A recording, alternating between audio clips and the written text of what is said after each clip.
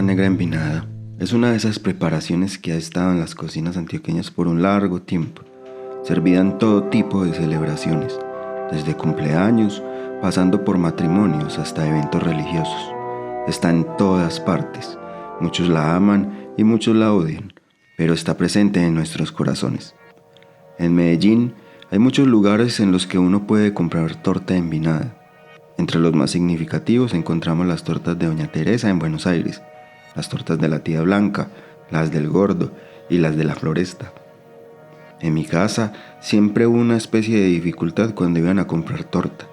La preferida era la torta negra envinada, y cada vez que se tenía que comprar una torta había que ir hasta Buenos Aires a conseguirla, porque según mi madre, por allá en los 90s, la mejor torta era la de Buenos Aires.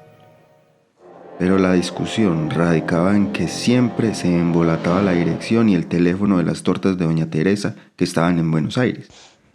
Hijo, arréglate que hay que ir a comprar esa torta, no se te olvide. Entonces había que irse para allá a buscar una tienda de tortas que ni siquiera tenía aviso. Joder. Les cuento, las tortas de Doña Teresa quedan detrás del Hospital de Buenos Aires, por la parte de urgencias. Se llega al medio de la cuadra, sobre la carrera, y uno encuentra un garaje de color gris con una carpita verde y una pequeña ventana que hay que tocar. Casi siempre hay fila. Toda la cuadra huele a torta y las paredes del garaje están llenas de pequeños letreros que dicen que esa es la única sede y que no tienen distribuidores. La verdad, no sé cuándo nacieron las tortas de Doña Teresa. Sus hijos que hoy manejan el negocio dicen que tiene más de 30 años y que la primera torta que ella hizo, la hizo para su cumpleaños. En todo caso, cuando uno está parado ahí, en esa ventanita, esperando para comprar, y de repente se abre, sale un olor espectacular, y al fondo se ven unas estanterías llenas de tortas, en su gran mayoría negras, de todos los tamaños, desde el ponquecito de 2.000 pesos hasta la de 100 porciones que debe estar alrededor de 150.000 pesos. Este tipo de preparaciones hacen que uno se sienta orgulloso de su tierra y lo llevan a uno a cometer el mismo error que siempre se comete y está dado por las obviedades. Como siempre hemos comido torta negra, en mi caso, cuando visitábamos a mi abuela recuerdo que nos daba de pequeños torta negra con vino. Entonces sale a flote lo que unos mal llaman el orgullo o la cultura paisa, y que en mi opinión es simplemente un regionalismo absurdo promovido por algunos personajes de la farándula criolla, que hace que uno piense que el origen de esos productos es netamente antioqueño. Y se desarrollan 1000 historias alrededor del origen de la torta, que se remontan hasta 200 años, que no dudo que sean ciertas, pero que carecen de respaldo o de investigación y han sido precisamente el origen de todos los males y también de los bienes de esta sociedad antioqueña. Empecé a buscar el origen de la torta negra cuando caí en cuenta de que los paisas no habíamos inventado ni el azúcar, ni la harina, ni el polvo de hornear, ni las brevas, etc. Y mucho menos lo que se conoce como torta. La verdad, sobre el origen de la torta negra en Colombia hay poca investigación. Me atrevería a decir que casi ninguna, porque no pude encontrar mayor cosa en la internet. Pero pude encontrar la mamá de la torta negra envinada. Entonces prepárense para viajar en la máquina del tiempo. Resulta que en la antigua Roma, hace más de 2000 años, se encontraron unos registros de lo que se conoce como torta de frutas, que estaba hecha con unas uvas pasas, piñones y semillas de granada en una especie de puré de cebada. La torta de frutas se expandió por toda Europa. Comenzó a volverse popular y tener una cantidad de variaciones que la verdad no la diferencian mucho de la torta negra envinada. La mayor diferencia es obviamente el color. La torta de frutas es blanca y contiene jengibre y miel, pero al igual que la negra, contiene nueces, uvas pasas, ciruelas, naranja, nuez moscada, vino, polvo de hornear, harina, mantequilla, azúcar, entre otros. Solo fue hasta por allá en los 1400 que toda esa influencia gastronómica llegó a Inglaterra. Yes. ¿Pero qué tienen que ver los ingleses con todo esto?, se preguntarán. Al parecer fueron los ingleses los que empezaron a añejar las frutas en la torta de frutas y le cambiaron el nombre a pastel de Navidad o pudín de ciruelas, que casualmente no lleva ciruelas sino uvas pasas. Y tiempo después le introdujeron la melaza. Aquí aparece uno de los primeros vestigios del intercambio de los alimentos con las Américas. Respecto a la torta, la melaza es un subproducto del azúcar sin refinar y sabemos bien que este es un producto de origen americano. Entonces resulta que los ingleses en sus viajes a las Américas trajeron consigo sus tradiciones y apareció un nuevo tipo de torta llamado pastel de ron o ronqueque, probablemente consumido por piratas. Los habitantes de las islas caribeñas tomaron esta receta y le empezaron a introducir ron.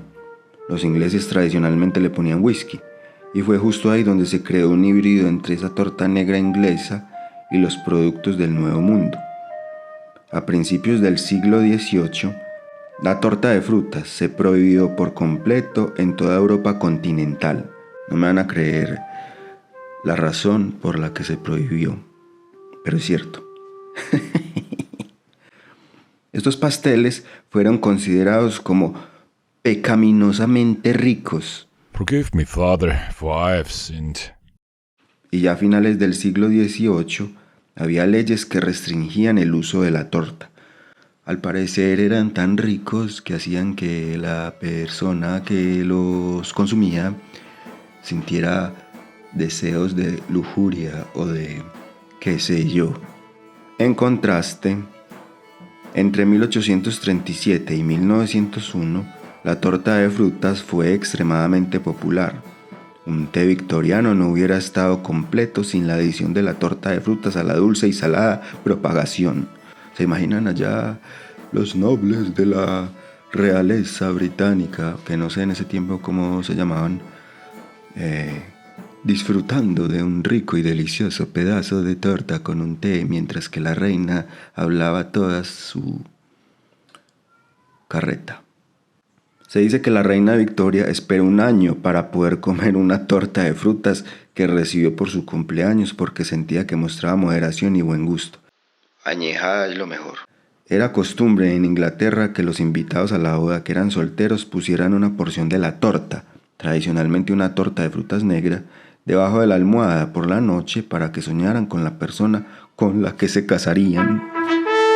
Existe un registro histórico que nos cuenta que en el año de 1865 llegó a las costas del Golfo Nuevo, actual ciudad de Puerto Madryn, en la Argentina, un velero llamado Mimosa. En él viajaban inmigrantes provenientes de Gales, cuyo propósito era mantener vivas sus tradiciones, idioma y religión. Con posterioridad se movilizaron por tierra hacia las costas del río Chubut, donde fundaron varias ciudades. Las condiciones extremadamente inhóspitas de la estepa patagónica les hicieron sufrir hambre y frío, pero la convivencia pacífica con los indígenas tehuelches les ayudó a sobrevivir.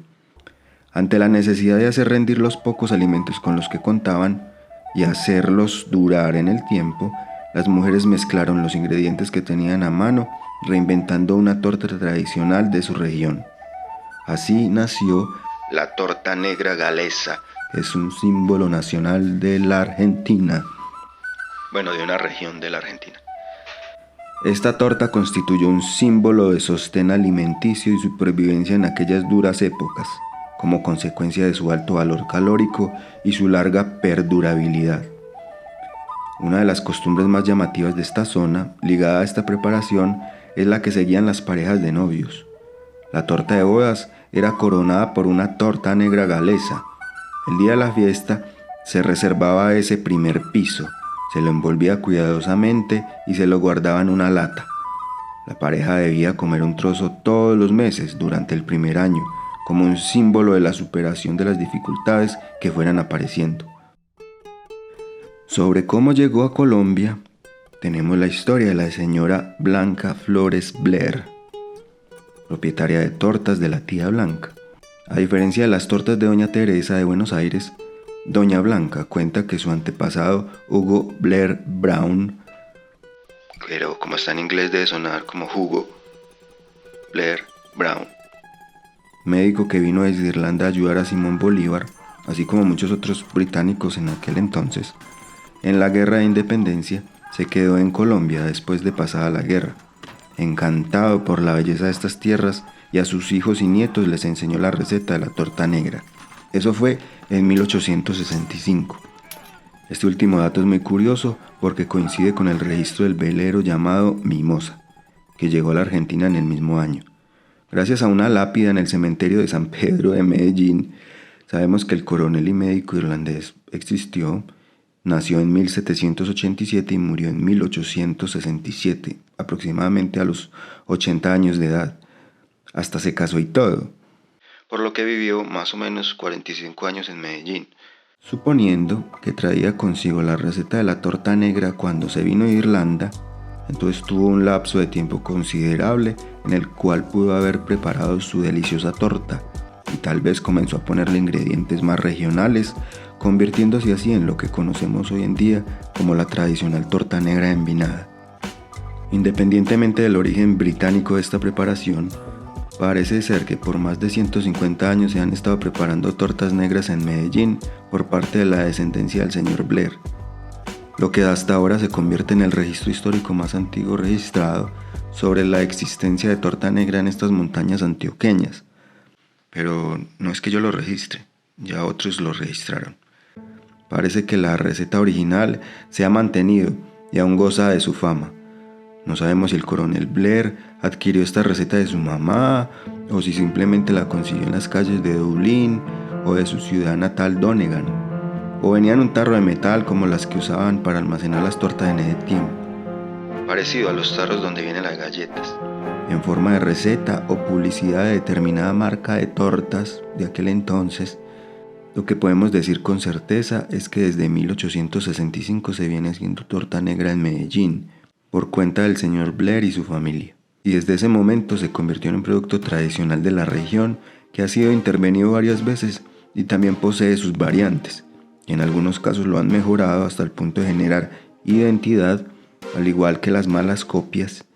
No quiero decir que sepan mal o que sean malas, que también se han convertido en una clase diferente de producto y generalizan el concepto de torta negra en la región y favorecen su perpetuación en el tiempo.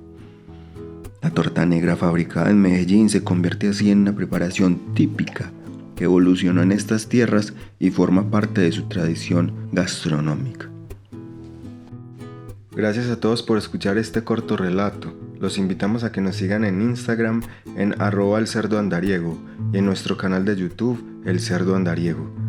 Agradecimientos a todos los que hacen posible este sueño, al autor de nuestro intro Juan Zapata, artista plástico y director de La Salida, a freesound.org y sus respectivos artistas por su aporte, a Envato Elements por toda su ayuda y a cada uno de los autores que han sido mencionados en este estudio. A las segundas voces que nos ayudan a ponerle cierto humor a estos segmentos, les habló su servidor John Cuervo. Hasta una nueva aventura, El Cerdo Andariego.